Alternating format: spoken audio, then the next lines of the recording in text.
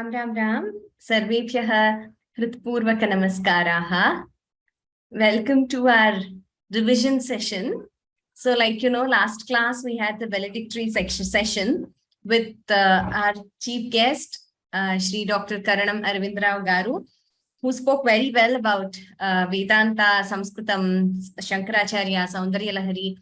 So, anyone who has missed the session and who wants to listen, it's available on YouTube, it's uploaded, so please go through. As we have already completed 100 verses, so today will essentially be individual chanting.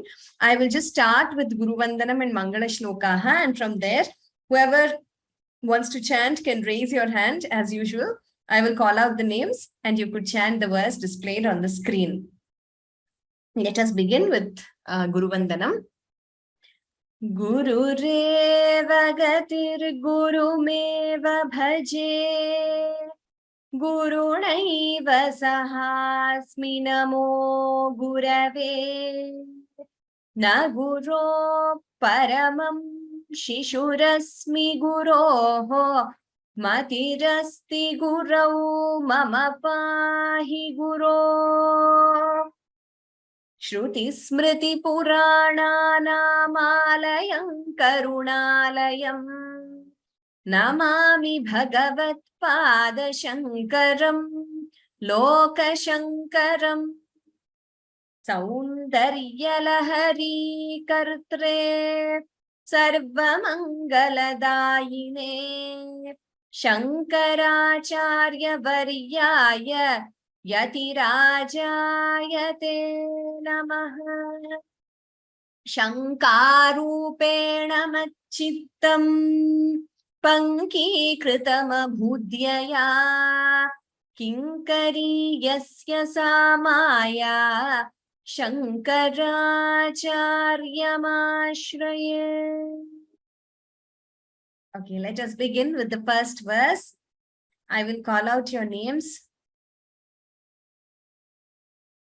Ujjwala Singhania Bhagini. Ram Ram Bhagini. Ram Ram Ram.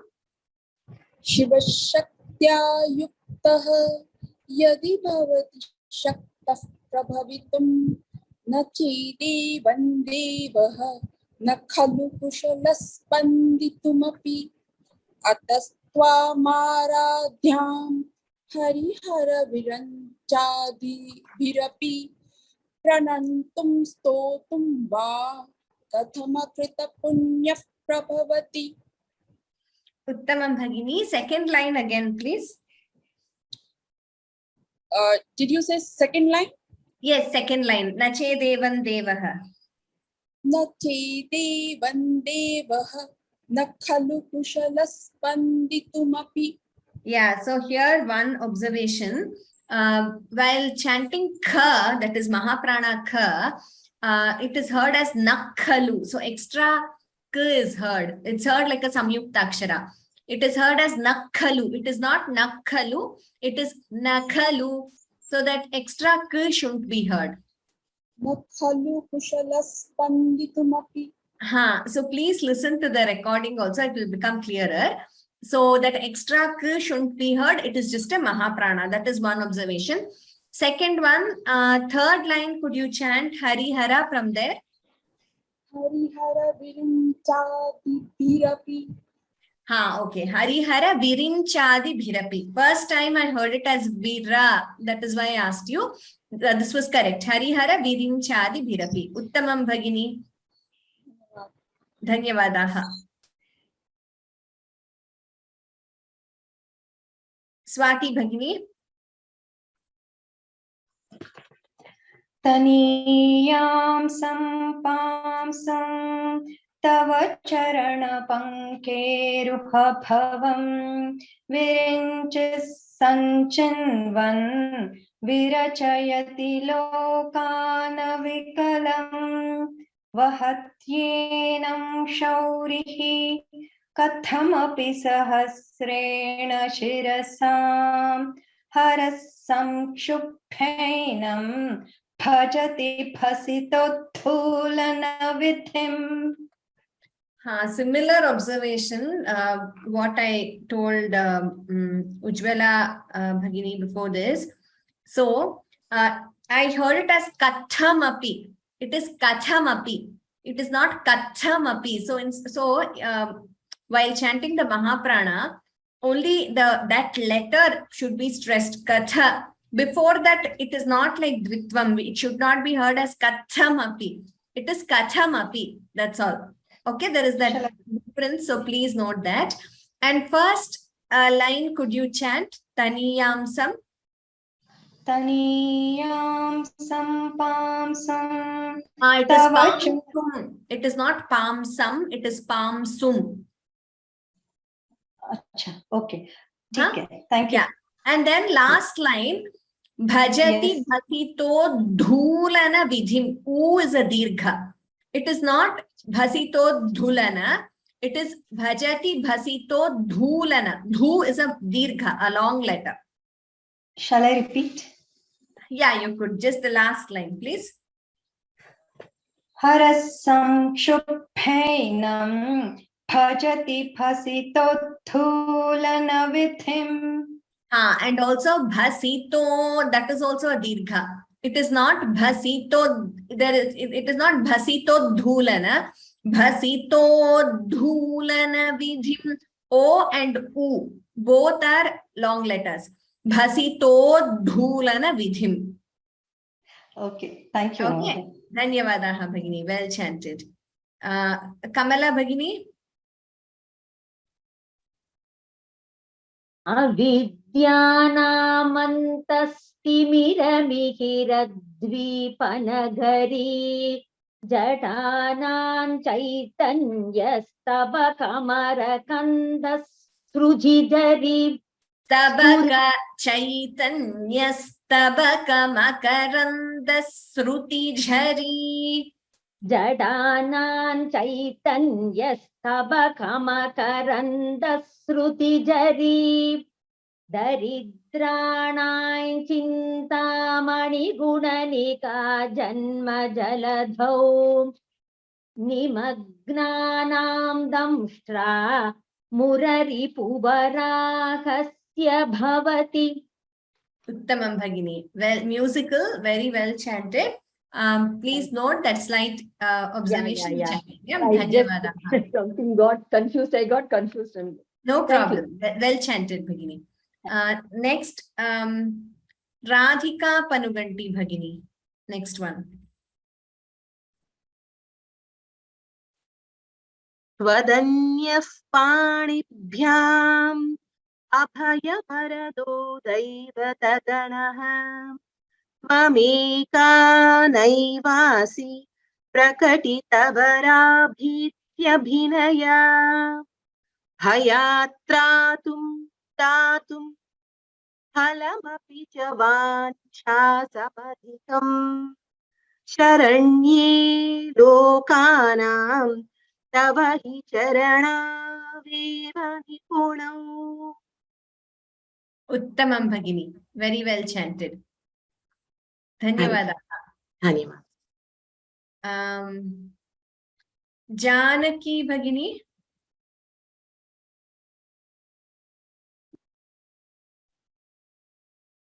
Ma'am, can you hear me? Yes, I can hear you. Fifth one, please. Haristwamaradhya pranata jana saubhagya jananim puranari bhutva puraripumapi kshobhamanayat smaropittvannatva pratinayana vapusha muninamapyantah prabhavati hi mohaya mahatam. Very nervous, ma'am. Sorry? Very nervous, ma'am, chanting in front of you. Nervous? Oh, didn't seem like it at all. You seemed very confident. Very well chanted. Just one thing. Somewhere the dirgha I thought was a bit less. Could you chant the first line again? Yeah. Haristwamaradhya Pranata jana saubhagya janani. Okay, I think this time it was right. First time I thought that bha was a little shorter. I heard Okay. it slightly like a, slightly less than what it had to be. But second time, the dirgha, the long letter was heard clearly. Very well chanted, Janaki Bhagini. Thank you, ma'am. Thank you so much. Yeah, wonderful. Yes.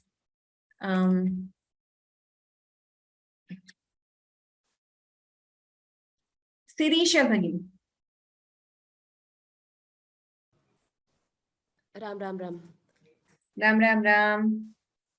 धनुः पौष्पं मौर्वी मधुकरमयी पञ्चविशिखाः वसन्तः सामन्तः मलयमरुदा योधनरथः तथाप्येकः सर्वं हिमगिरिसुते कामपि कृपामपाङ्गात्ते लब्ध्वा जगदिदमनङ्गो विजयते. Uttamam Sirisha Bhagini. Well chanted. Thank you, thank you. You all have developed that very consistent style, I must say, in chanting with the tune. Very nice to hear. Shubha Bhagini. Ram Ram Ram Bhagini. Ram Ram Ram. Varnat kanchi dama karikalabhakumbhastananata parikshina madhye parinata sharachandravadana dhanurbanan pasham smrunimapi dadhana karatalaihi पुरस्तादास्तान्नः पुरमथितुराहो पुरुषिका. Uttamam Shubha Bhagini. Very well chanted. Thank you, Bhagini. Dhanyavadaha. Very musical. Next, those who have chanted, kindly lower your hands. Venkateshwaran Gopala Mahodaya. नमस्कारः Namaste. सुधा सिन्धोर्मध्ये सुरविटपिवाटी परिवृते मणिद्वीपे नीपोपवनवति चिन्तामणिगृहे शिवाकारे मञ्चे परमशिवपर्यङ्गनिलयां भजन्ति त्वां धन्याः कतिचन निन्दानन्द कतिचन चिदानन्दलहरीं. Uttamam Mahodaya, well chanted. Just first line, the dha Mahapranas should be clearer. Sudha Sindhor Madhye. And second line, Mani Dvipe. There is a Dvitvam. Mani Dvipe. So the d is doubling. After ni, so second d is heard. Mani Dvipe. So that Dvitvam should be clearer, Mahodaya. Okay. Dhanyavadaha. Very well chanted. Venkateshwaran Gopala Mahodaya has been very regular and consistent in many of our chanting courses. It's a pleasure to listen to you, Mahodaya. Dhanyavadaha. Okay, next. Indira Karnati Bhagini.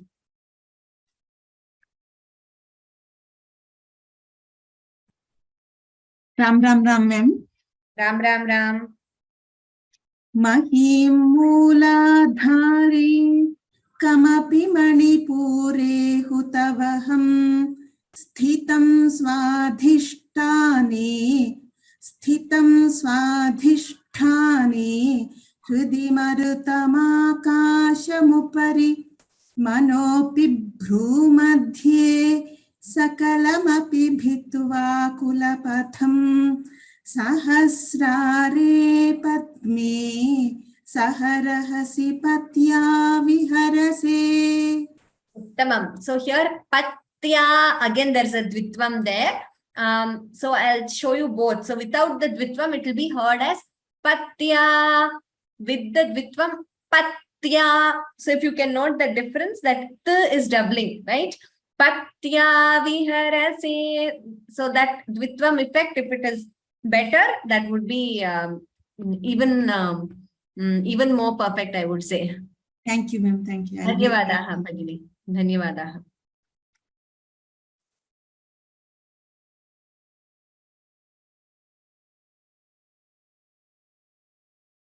Jayanti Ramesh, Bhagini.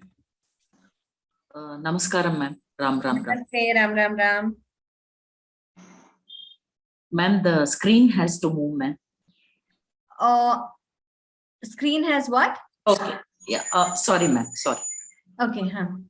Sudhadhara saraihi charanayugalantarvigalitaihi prapancham sinchanti punarapi sarasamnaya mahasaha avapya swam bhumim bhujaganibha madhyushtavalaya Swavatvanam kritva swapishikula kunde kuharini. Uttamam Bhagini. Few places I think you stopped, but you corrected it yourself. Punarapi rasamnaya mahasaha. Next line, bhujaga nibha madhyushta valayam. So it's just a matter of improving fluency in reading. Now at this point, I thought I will share a few things with all of you. Firstly, I'm observing that when there is a Mahaprana, this is a general observation. Some of you are tending to give it a Samyuktakshara effect. For example, let me just take this verse. Sudhadhara. So while chanting dha dha, we should not chant it as Suddhadhara. So that is a very general observation, not the Jayanti Bhagini chanted that way. But I'm seeing this frequently, so I thought I'll explain with an example. So we should not chant it as Suddhadhara. That would be wrong. We are not, that extra D should not be heard because it's a Mahaprana. It should only be chanted as Suddhadhara. So I hope you got the difference. Wherever there is a Mahaprana, please note that that is coming unconsciously, like without your knowledge, you are chanting that, some of you. So don't make it a Samyuktakshara. However, when there is a Dvitvam, yes, only when there is the Dvitvam effect, like Patya, their extra D is heard. Mani Dvipe, their extra D is heard before Dvipe. Only when the Dvitvam is there, the letter doubles. Otherwise, for Mahapranas, it doesn't. So please remember this. And another thing I wanted to tell you all is the assessment will be mostly either 3rd or 4th week of September. So we will send out the registration, a Google form. So you can, it will have different categories. Parayanam, that is reading. For reading, there are no subcategories. It will only be 1 to 100 reading. We don't have 1 to 25 or any, shorter versions like that. So 1 to 100 verses reading is one category. The other would be 1 to 100 memorization. I'm not sure if any of you are doing it, but if you are, that's wonderful. We are also planning to have subcategories in memorization, like 1 to 25 or maybe 1 to 50. We haven't yet finalized that. So once that's done, this form will be sent out to you in this week. So please enter your name and the exact name as you want in your certificate. And there'll be a few other details, and please choose the category you want to take part in.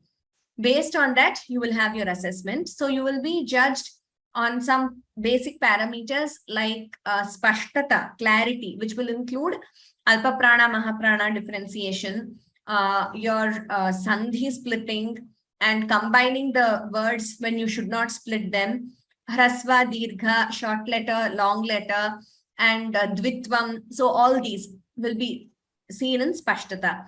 Then you will also be judged on raga. That will be basically your pitch, your consistency of pace and all that.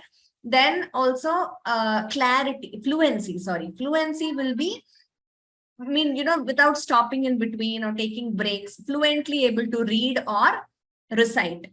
These are the basic parameters.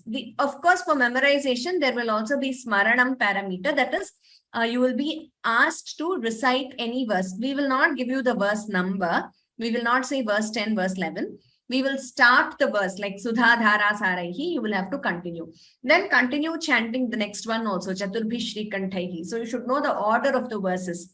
So the judges will pick the first word and give it to you. Till they ask you to stop or prompt, you should continue chanting. So the order also you should memorize. So please, all of you start practicing. I hope you all have already done it. And I wish you all the best for the assessment. Whoever gets above 60% will be given a certificate. So that is the usual rule in Vyoma. It's not really for marks or anything, just that you have a time-bound commitment. And we also want to have it within a month of concluding, because otherwise it'll, I mean, some of us might lose touch. So it's better now, it's fresh in your mind. So it's better to give the assessment also. And also have a time-bound commitment to learn the verses perfectly. So you will take away more from the course. That's the only perspective. Anirudh, next one. Ram Ram Ram. Ram Ram Ram, Anirudh. Chaturbhi Shri Kantaihi Shiva Yuvatibhih Panchabhirapi Prabhinnabhishambho Navabhirapi Mula Prakritibhihi Chatushchatvarimshat Vasudala Kala Shratrivalayatririkhabhisartham Tava Sharana Kona Parinataha. Uttamam, Anirudh Mahod. Anirudh, very well chanted. You chanted well in the valedictory function also. Thank you, ma'am. Yeah, well done, Anirudh. Please keep up the practice. And I hope you are memorizing also. Yes, ma'am. Wonderful. For the memorization. Very good, very good. Have you memorized all the 100? Ma'am, I've come up till somewhere 60 to 70 somewhere. Okay, wonderful. Okay, I hope you get to do all the 100 verses. All the best, Anirudh. Thank you, ma'am. It was wonderful having you in this and Step Up with Sanskritam course. Mala Mehta Bhagini. 12th verse, please.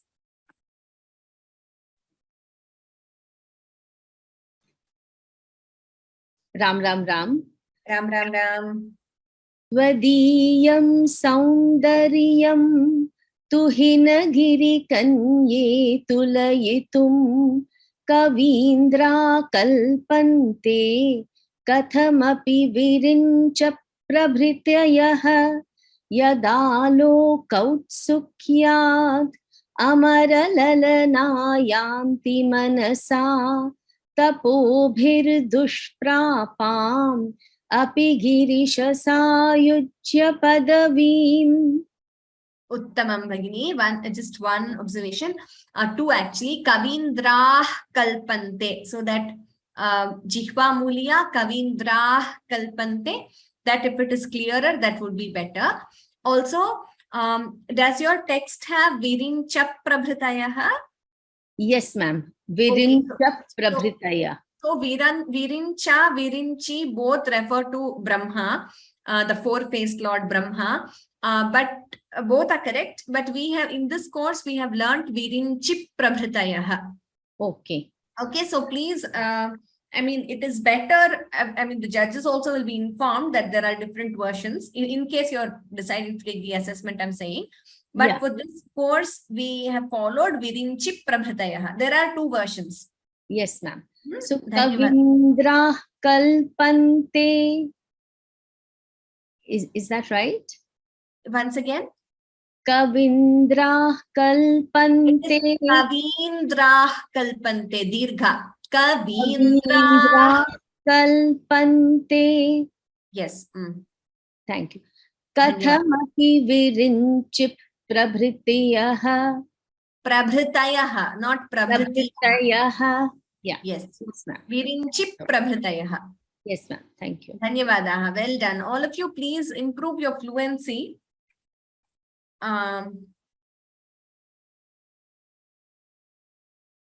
Lalita Bhagini.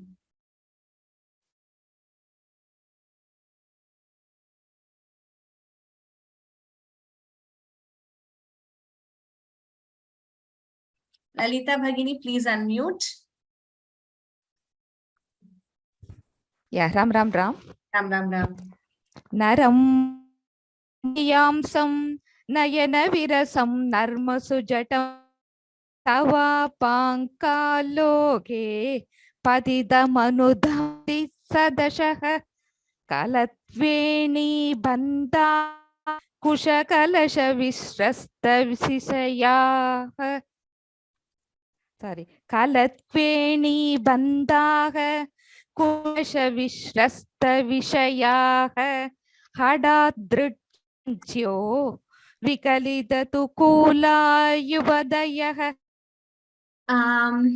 There was a lot of Yeah. lag and disturbance, Bhagini. I couldn't hear you. So could you repeat, please? Now it's okay? I think so. Let me try again listening second. Yeah, okay. I will try. Hmm.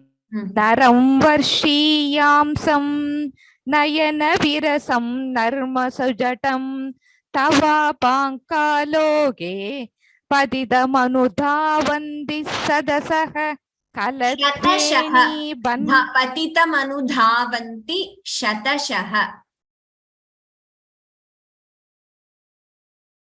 Could you hear that, Bhagini?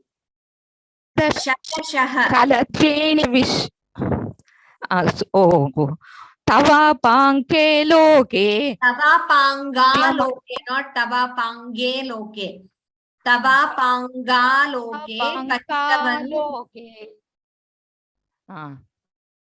Tava pankaloge padidamanuddhav sadasah Bhagini, just a kalatve. second. You're chanting sadasaha. It is shatashaha. Sha, not sa. It is not satasaha. Yeah, okay. Shatashaha. Yeah. Yes. Okay. Pankaloge padidamanuddhav sadasah kalattveni bandha kuchala kalasha vishrasta vishayah. No, it's not. Sorry. There's a lot of sorry, Bhagini, just a second. A lot of letters were wrong there. It is galadveni bandhaha kucha kalasha visrasta sichayaha. There is no vishayaha there. There is no vishayaha. Kucha kalasha visrasta sichayaha. Okay. Kalattveni bandhaha kalasha vishrasta sichayaha. I think what you could do is you could practice with the video with the audio recording. Kucha kalasha visrasta sichayaha. Okay, and galadveni bandhaha. Dha is Mahaprana. Last line. Yeah. Hadadrityat kanchyaha vikalidatu kula yuvadayah. Hathat trutyat kanchyaha. Tha is Mahaprana. Vigalita dukula yuvatayah. Please go back to the recording, Bhagini, the first few classes. You will have verse 13 there.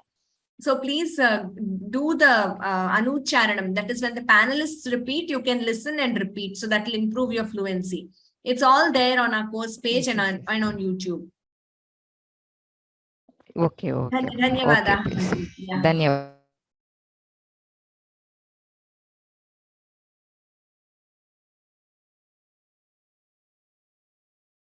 Those who have finished, kindly lower your hands. E.H. Raji Bhagini.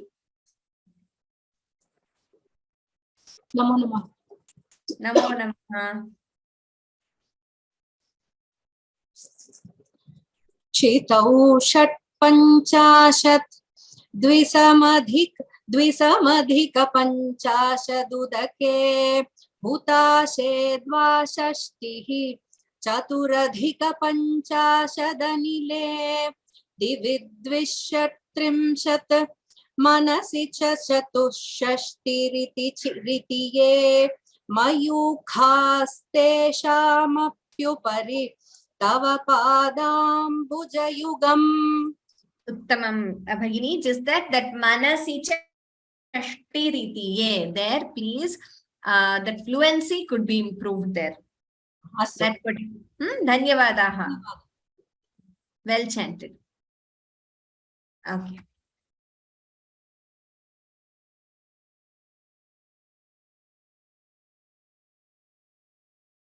There's someone who's named themselves as admin. I don't know who that is.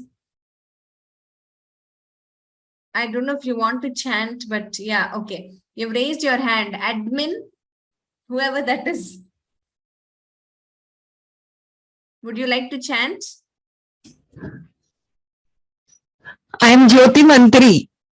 Jyoti Mantri. Okay. I don't know how it comes, admin. Okay, yeah. Okay, thank you. Jyoti Mantri, yes. 15. शरज्योत्स्ना शुद्धां शशियुत जटाजूटमकुटां वरत्रासत्राणस्फटिक घटिका पुस्तककरां सकृन्नत्वा नत्वा कथमिव सतां सन्निदधते मधु क्षीरद्राक्षा मधुरीणाः फणितय. Uttamam Bhagini. The third line, could you repeat? Actually, second and third line. Okay. Second and third, no? Yes. Okay. Varatrasatraणस्फटिक घटिका पुस्तककरां सकृन्नत्वा नत्वा कथमिव सतां सन्निदधते. Sakrinnatva. I heard it as sakra. It is sakrinnatva natva. Okay. Okay. Dhanyavadaha Jyoti Bhagini. Well chanted. If you have not received any emails, please send me an email. Someone, I think Swati Bhagini. Yes, I'm sorry. I don't know why you haven't received. But the thing is, I will also, if you send me an email, I will copy the admin and the team on it so that they will be able to look into it and see why you're not receiving those emails.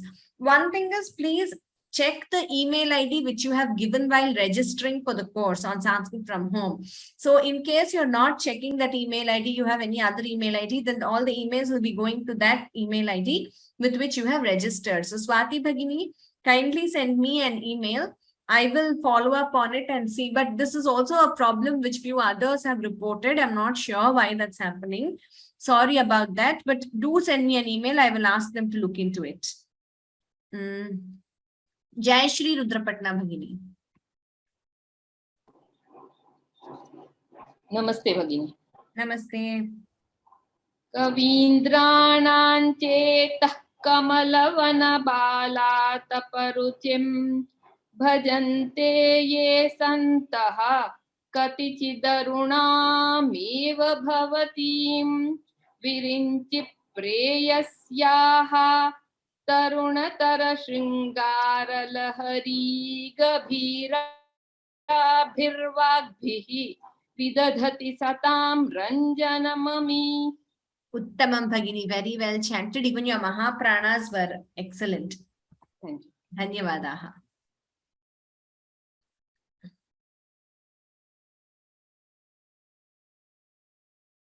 Pushkala Bhagini.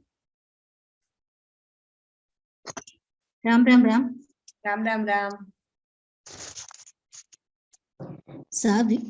Savitri-bhirvacham Shashimani-shila-bhangaruchibihi Vashinyadhyabhistvam Sahajanani-sanchintayati yaham Sakarta kavyanam Bhavati mahatam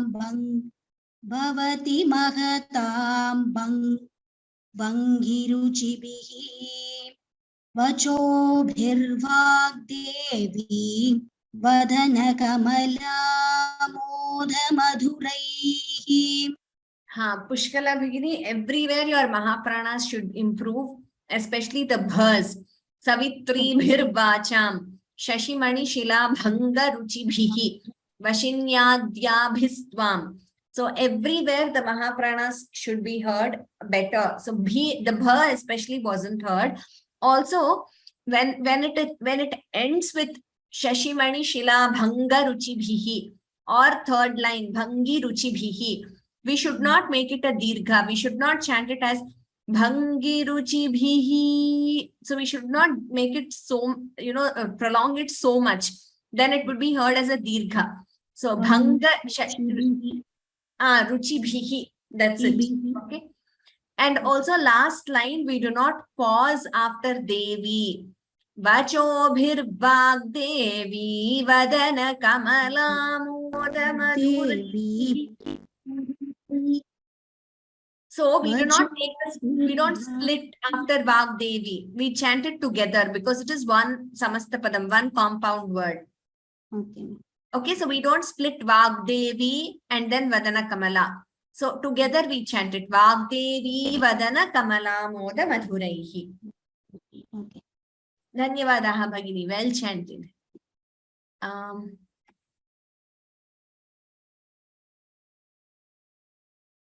Rajalakshmi Krishnan Bhagini. Ram.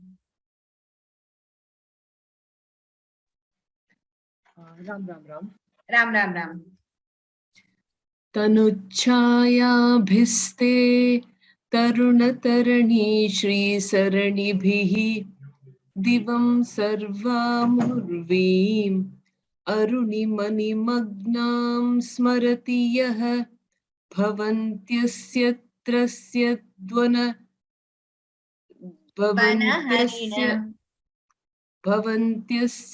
त्रस्यद्वनहरिणशालीननयनाः सहुर्वश्यावश्याः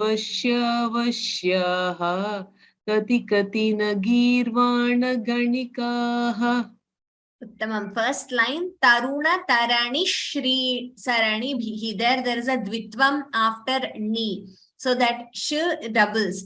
Taruna Tarani Shri Sarani Bhihi. Okay. Taruna Tarani Shri Sarani Bhihi. Yes. And Harina, that Na, I heard it as Na. So that Na could be clearer, Bhagini. Bhavantyasya trasya dvana harina na shalina nayanaha. Okay. Bhavantyasya trasya dvana harina shalina nayanaha. Yes, Uttama. Okay. Chanted. Yes, well chanted.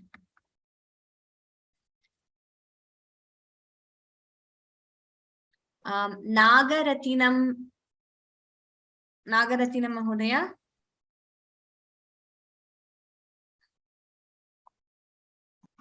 Please unmute.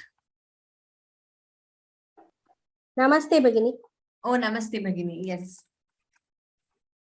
Mukham bindum krutva kuchayugamadastasya dadadaha harardam dhyayetyah haramagishite manmadakalam sasatyas samkshobham nayati vanita ityadilakut Trilokimapyasu Brahmayati Trilokimapyasu Brahmayati Rabindustanayugam. Okay, your Mahapranas should be clearer, Bhagini. Also, the ta and the differentiation is not very clear. Like, for example, Kucha Yuga Madhastasya Tadadhaha. So that ta and the are getting interchanged. That should be clearer. Okay? Itopi ekvaram gayami va Bhagini. Vadatu. Mukham bindum krutva. Mahaprana. Mukham bindum.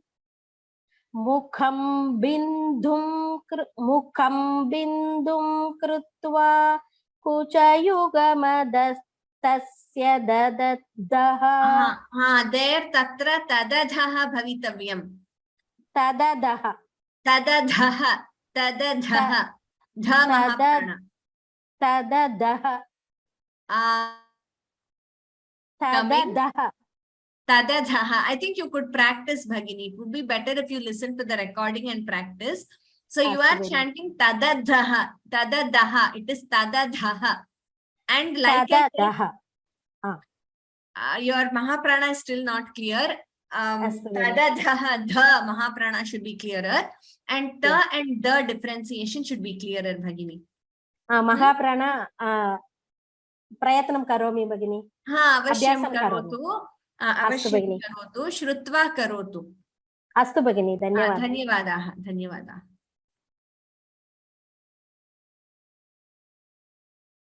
Vishalakshi Kannan Bhagini. Namaste Bhagini. Namaste. Kiranti mangebhyah kiranani kurumvamritarasam hridi tvamadatte himakara shilamurtimivayah sasarpanandarpam shamayati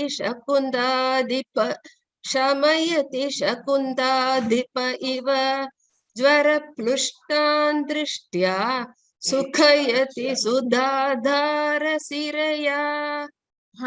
Hriditvam adhatte. The ta should be clearer. The dvitvam there. So hriditvam, that t is doubling. So hriditvam adhatte. Okay, ma'am. Shall I try again? That's okay. And shamayati shakuntadhipa iva. Dhi Mahaprana there. Okay, ma'am. Okay, so please listen to the recording and practice, Bhagini. Okay, ma'am. Yeah, dhanyawadaha.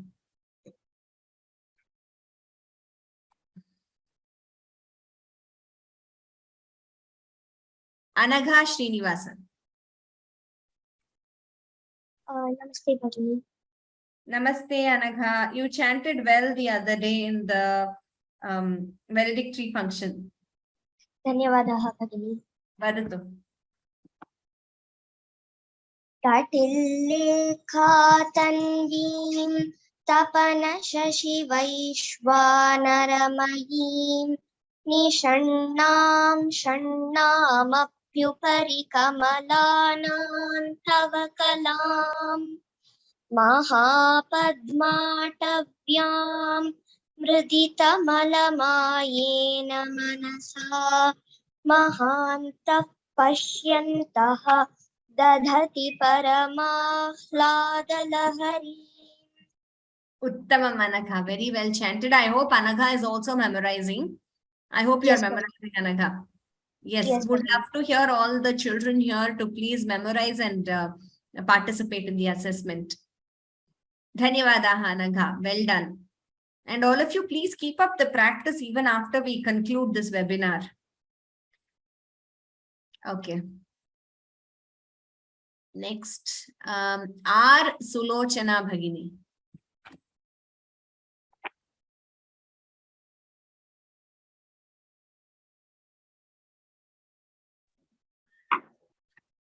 Ram Ram Bhagini. Ram Ram Ram. Bhavani Tvandase Mayi Vidara Drishtim Sakarunam Iti Stotum Vanchan Katayati Bhavani Tvamidiyaka Tadaiva Tvandastasmai Dishasi Nijasayujya Padavim Muhunda Brahmendra Sputamakuta Nirajita Padam. Bhavani, the first letter itself, it starts with Mahaprana, so that Mahaprana should be heard clearly. Bhavanitvam dase. Second line also, Bhavanitvam itiyaha. Last line, Mukunda Brahmendra Sputamakuta. Spu is Mahaprana. Okay, please keep these in mind, Bhagini. Dhanyavadaha. And whoever has finished, please lower your hands and go back to mute. Saraswati Bhagini. Ram Ram Bhagini. Ram Ram Ram. Tvaya hritva vamam vapura paritiptena manasa sharirardham shambho aparamapi shanke shrutamabhut yede tatvadrupam सकलमरुणाभं त्रिनयनं कुचाभ्यामानम्रं कुटिलशशिचूडालमकुटम्. Uttamam Bhagini, just the Mahapranas, especially the second line, could be clearer. Sharirardham Shambhoho Hritam Abhut. Okay, madam. Thank you. Yeah, Ram Ram. well Dhanyavad. chanted. Yes.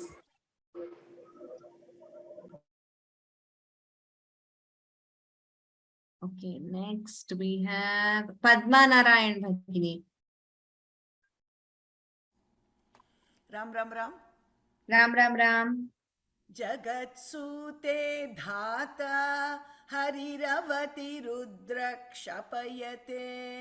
Here, please, just a second. All of you, please remember, the Visarga should be chanted completely when it is followed by Ksha. So, Rudraha Kshapayate. Thank you. Jagatsute dhata hariravati rudraha kshapayate tiraskurvannetat swamapi vapurishastirayati sada purvas sarvam tadidamanu grinhati cha shivaha. Grinhati, not grinhati. Tadidamanu grinhati. Got it. Sada purvas sarvam tadidamanu grinhati cha shivaha tavajñamalabhya kshanachari. Tavajñamalambhya, not alabhya. There is no bha there. Got it, got it. Tavajñamalambhya kshanachalitayor bhrulatikayoh. Uttamam Bhagini, please note the changes which I asked you to make. Thank you. And all of you, general, please, general rule, whenever Visarga is followed by Ksha, okay, Rudraha Kshapayate. In the Gita 12th chapter, Sama Dukkha Sukhaha Kshami. So please note that whenever, whichever shloka you are chanting, Visarga followed by Ksha is chanted, the Visarga is chanted completely. K. Padma Bhagini. Ram Ram Bhagini. Ram Ram Ram. Trayanam devanam triguna janitanam tava shive bhavet puja puja tava charanayorya virachita tatha hitvat padodvahanamanipeethasya nikate Sita hete shashvat mukulita karotam samakutaha. Uttamam Bhagini, musical, Trayanam Devanam. There the na and na difference should be clearer. So Trayanam Devanam Triguna Janitanam. So the na and na difference could be clearer. Okay, dhanyawad. Dhanyawada Bhagini.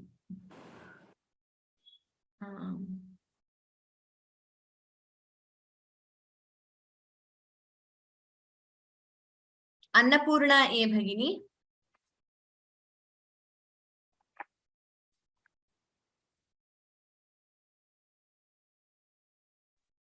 Ram Ram Ram Bhagini. Ram Ram Ram. Virinchih panchatvam vrajati harirapnoti viratim vinasham kinashaha bhajati dhanado yati nidhanam vitandri mahendri vitatirapi sammilata drisha Sammilita Drisha. It is not Sammilata. Sammilita Drisha. Vitatirapi sammilita drisha mahasamsaresmin Samharesmin. It is not Samsare. Mahasamhare. I told samhare only, madam. Oh, sorry. I heard it as Samsare. No. Okay, okay. Again, shall I start? Yes, yes. Vitandri is fine. You can start. वितन्द्री माहेन्द्री विततिरपि सम्मीलितदृशा संहारेऽस्मिन् विहरति सति त्वत्पतिरसौ. Tune is gone. That's okay. I mean, yeah, you interchange the tune for the third and fourth line, but please be careful. Sammilita drisha and that's the maha samharesmin. Not Okay. samsari. Okay. Dhanyavadaha. Bhagini.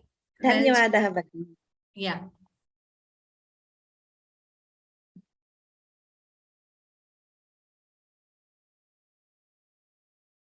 Krishnaveni Bhagini. Japojalpaha. जपोजल्पशिल्पं सकलमविमुद्रा विरचना गदिप्रादक्षिण्यक्रमणमस नाद्यकृति विधिः. I think I will just stop you here for a minute. Sakalamapi. Okay, sir, not sha. Mudra virachana. Gatif pradakshinya kramana mashana dhyahuti vidhihi. Dhyahuti vidhihi. Yeah, there were a lot of interchanges of letters when you chanted this line. Gatif pradakshinya kramana mashana dhyahuti vidhihi. Gadip Pradakshinya, not pradi. Gadip Pradakshinya Kramana Mashanadya Kriti Vidhi. It is not Hriti Bhagini, it is not Ahriti, it is Ahuti. Pradakshinya Kramana Mashana Dhyahuti. It is not Hritu. Achanatya Huti Vidhi. Yes. Pranama samveshaha sukhamakila matmar Sukhamakila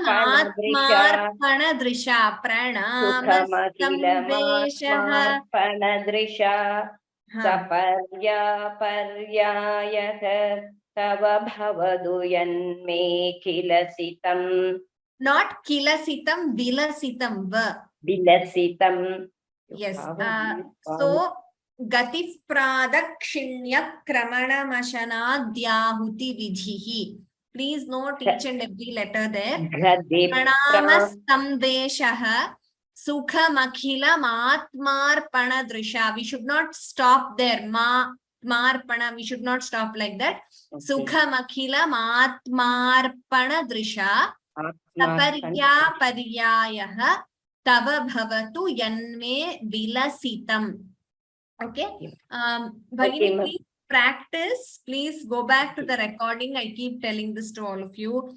Please go back to the recordings on YouTube or on the course page. Please listen to the classes where I've taught and practice. And I hope all of you are looking at the same as in an authentic version of the text, because sometimes I see that you're chanting different letters. So I don't know whether, there's some confusion, or whether you're looking at some other text and it is given differently there. So please follow what we have given you on screen. There could be some differences, pathantaras like virancha, virincha, virinchi, where both are correct. But if the text is not correct, in most of the places, the meaning will change and that is not the correct verse. So please don't follow any other book unless you are sure that it is a authentic text and it is given to you correctly, which is why we share the verses with you on screen. This is all proofread by Sanskritam scholars and only then we are sharing it with you. I'm saying this because I'm listening to some other words, some other letters. So I'm just concerned that you're not following some text where it is wrongly printed or something like that. Dhanyavadaha Krishnaveni Bhagini. Next, Radharam Mohan Bhagini. Namaste, Madhini. Namaste. 28, no? Yeah, 28. Sudhamapya Swadya. Sudhamapya Swadya Pratibhaya jara mrityujarinim. Aha, mrityu harinim. It is not Mrityu. jarinim. Sorry. Sudhamapyaswadya pratibhaya jara mrityu harinim vipadyante vishve bhidishatamakadya divishadaha karalam yatshvelam kabalitavat kala kalana na shambhostanmulam tava jananita tanka mahima. Uttamam. So please note that which I pointed out. And vidhi shatamakadya divishadaha. I heard it as B. I just heard it wrong. Okay. It is vidhi shata. Okay. Thank you, ma'am. Dhanyavadaha bhagini.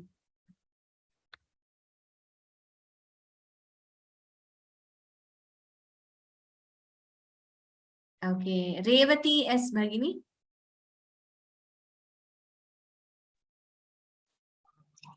Ram Ram Ram. Ram Ram Ram. Kiritam. Kiritam Vairincham Pariharapura Kaita Bhabidaha Kathore Kotire Skhalasi Jahi Jampari Makutam Pranamre Shveteshu Prasabhamupayatasya Bhavanam Bhavasyabhyuthane Tava parijanoktiriwijayate. Uttamam bhagini. Here, third line, pranamre shveteshu. And prasabhamupayatasya bhavanam. We don't stop there. We don't say prasabhamupayatasya bhavanam. No, we don't stop. So pranamre shveteshu. Also, we should not prolong pranamre shveteshu. We should not prolong like that because there's no dirgha. It's not a long letter. Pranamre shveteshu prasabhamupayatasya bhavanam. Okay? Okay. So please note this, Bhagini. Yes. Thank you. Dhanyavadaha.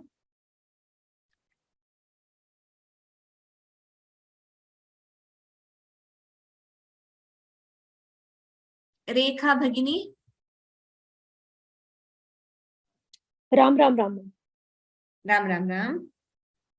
स्वदेहोद्भूताभिः घृणिभिरनिमाद्याभिरभितः निषेव्ये नित्ये त्वाम् अहमिति सदा भावयति यः किमाश्चर्यं तस्य त्रिनयनसमृद्धिं तृणयतः महासंवर्ताग्निः विरचयति नीराजनविधिम्. Uttama, well chanted. Just one small observation. Kimascharya. It should not be heard as s. It's not kimascharya. Kimascharya. The sh should be heard clearly. More clearly, rather. Dhanyavadaha, Bhagini. Well done.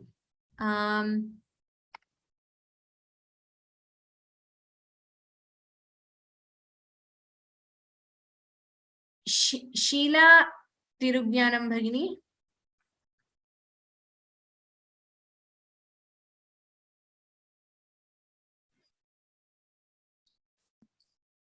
Jaya 31, is it? 31, yes. Yes. Sorry. Chatushashtya. Chatushashtya tandraihi sakalamadi sandaya bhuvanam sidastat siddhi prasava paratandrai pashupatihi punasvannirbandhat akhila purusharthai kagadana swadantram te tandram shitidalamavadidaratidam. Okay, few observations, Bhagini. Firstly, your Mahapranas should be clearer. Sakala Mati Sandhaya Bhuvanam. Everywhere Mahapranas should be improved. and sthitas tat siddhi prasava paratantrai pashupatihi. So your t and the difference again should be clearer. In some places it is mixed up. And third line, Akhila Purusharthaika Ghatana Swatantram. We do not pause there. So you see there is a here. We do not pause. Also that there should be more fluency. Akhila Purusharthaika Ghatana. So there should be more fluency there, Bhagini. Please, please. Akila Purusharthai Kakadana. It is not Ghadana again. The t and the difference should be clearer. Like I said, please listen to the recording and you can learn the correct pronunciation. Dhanyavadaha. The difference, all of you, please don't mix those letters while chanting. The, pa, ba, they are different letters. They are not the same. Shyamala Ramachandran Bhagini. Namaste. Namaste. Shruyate va? Shruyate Bhagini. Shiva Shakti Kamaha Kshitirathara Ravishita Kiranaha Smaroham Sashakraha Tadanuja Paramarahayaha Amihrillekabhi Tisrubhiravasaneshu Gatitaha Bhajante Varnaste Tava Janani Nama Vayavatam. Uttamam. Two places. Hrillekabhihi. The bha should be Mahaprana. I'm sorry, I have not highlighted kha. You chanted is kha is also Mahaprana. You chanted that. Amihrillekabhihi. Last line bhajante. Bha Mahaprana. Shall I repeat? No, that's okay, Bhagini. Dhanyavadaha. Sorry, we have already run out of time. I will just take two more maybe for today's class. Aruna Gorti Bhagini. Ram ji. Ram. Smaranyo Lakshmim Tritayamidamadav tava manoho Nidhaye ke nitye Niravadhi mahabhogarasikaha Bhajanti tvam chintamani guna nibaddhakshvalayaha Nibaddhakshvalayaha Shivagno juhnantaha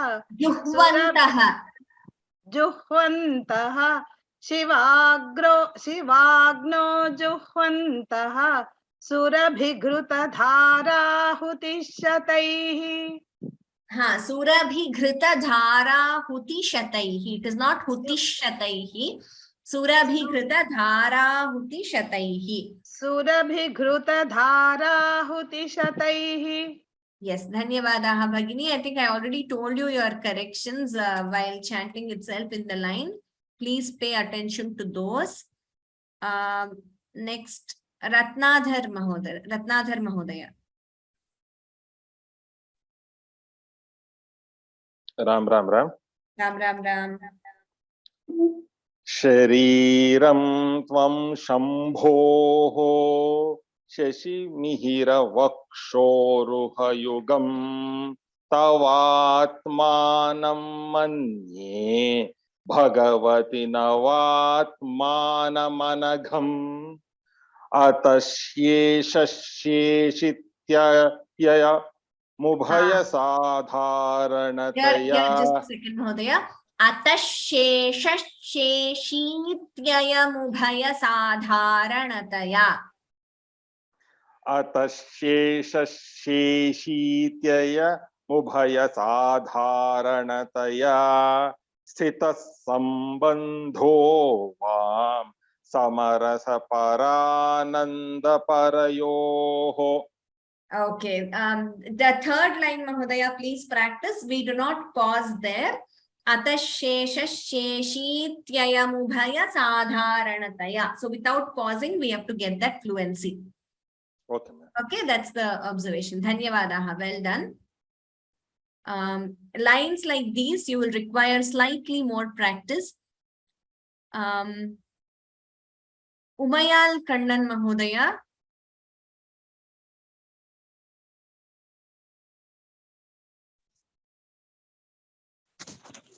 Manastvam Vyomatvam. Ram ma'am. Oh, Ram. Manastvam vyomatvam marudasi marutsarathirasi tvamapastvam bhumihi tvayi parinatayam nahi param tvameva svatmanam parinamayitum vishwavapusha Chidanandakaram Shiva Yuvati Bhavena Bibhrushe. Okay, Bhagini, Marutsarathi Rasi. The E should be Hrasva. It was heard as Dirgha, but it should be a Hrasva. It should not be prolonged as Sarathi Rasi. It should not be prolonged. Marutsarathi Rasi. Yeah, E. The E should be chanted. I mean, it's a short letter. It should not be prolonged. Okay, ma'am. Okay. Last verse, I will just take one more. Tavagnya Chakrastham Di Chandrakala Bhagini. I think after this, so we will have to conclude after this verse. Any questions, please send me an email. I will answer them. Yes, last verse and then Shanti Mantraha for today. Ram Bhagini. Ram Bhagini. Tavagnya Chakrastham Tapana Shashikotidyutidharam Param Shambhum Vande Parimilita Parshvam Parachita Yamaradhyan Bhaktya Ravisha-shishuchinama Vishaye Niraloke Loke Nivasatihi Bhaloka Bhuvane. Okay, Dhanyavadaha Bhagini.